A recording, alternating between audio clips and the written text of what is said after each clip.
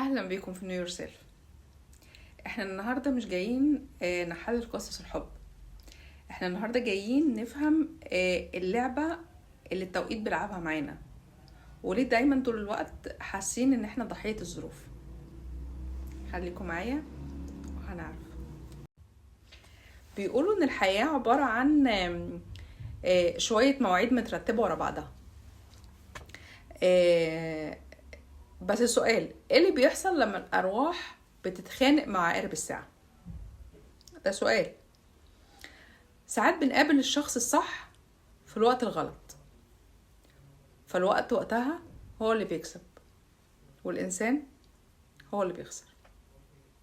جملة موجعة مش كده؟ أنا عارفة، بس الحقيقة دي للأسف بتخص صراع بشري من قديم الأزل، عبارة عن خناقة ما بتخلص ما بين القلب والظروف. يعني ايه الوقت الغلط؟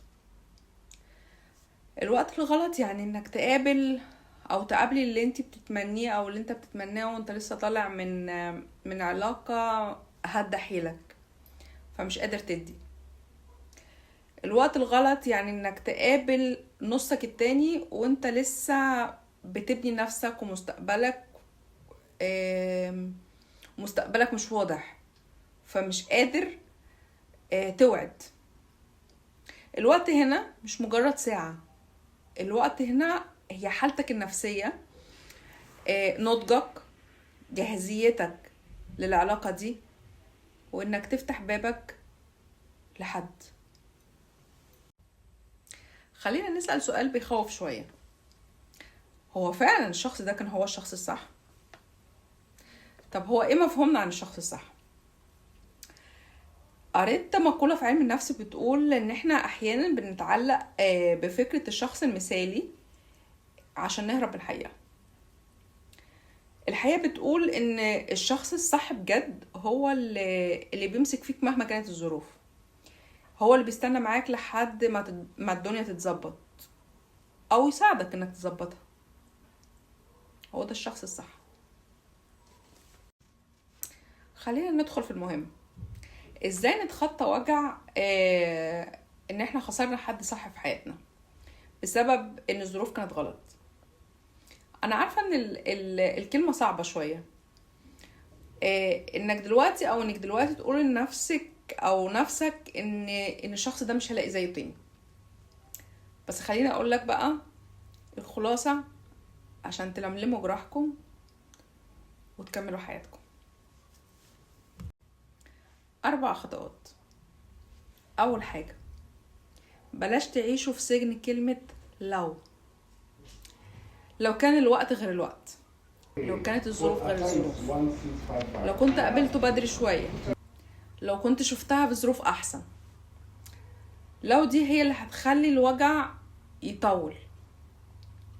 الحقيقة ان ده حصل، واللي حصل ودي المعطيات اللي كانت موجودة كانت معاك.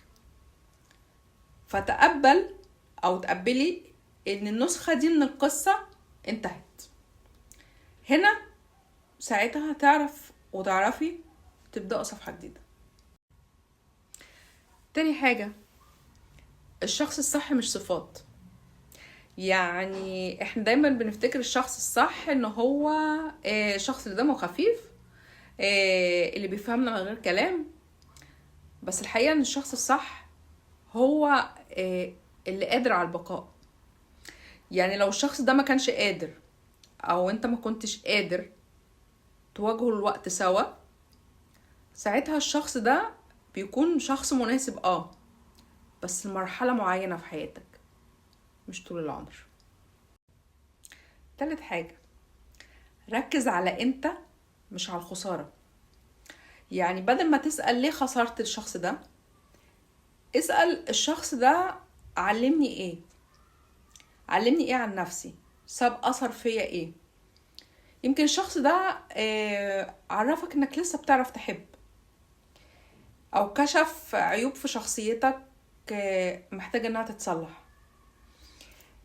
التجربة دي جاية تطورك انت او تطورك انتي عشان لما يجي الشخص الصح، الشخص المناسب اللي هيعيش معاك العمر كله، تكون انت النسخة الأصل والأفضل من نفسك. رابع حاجة، ويمكن هي دي اللي أنا بفضلها، إن الوقت اللي هزمك هو نفسه اللي هيداويك. بمعنى زي ما التوقيت كان عدوك في الأول، هو نفسه اللي هيكون صديقك في النسيان. ادي نفسك حقها انها تزعل، ما تكتمش، بس ما تغرقش. اكتم من غير ما تغرق، ومع الايام الوجع ده هيهدى، صدقني وصدقيني. هتكتشف انها كانت مجرد محطة، مش نهاية خط. نصيحتي ليكم في نهاية الفيديو ان ربنا لما بيبعد عننا حاجة في الظاهر بسبب الظروف، بيبقى بيحمينا من حاجة او وجع اكبر في الباطن.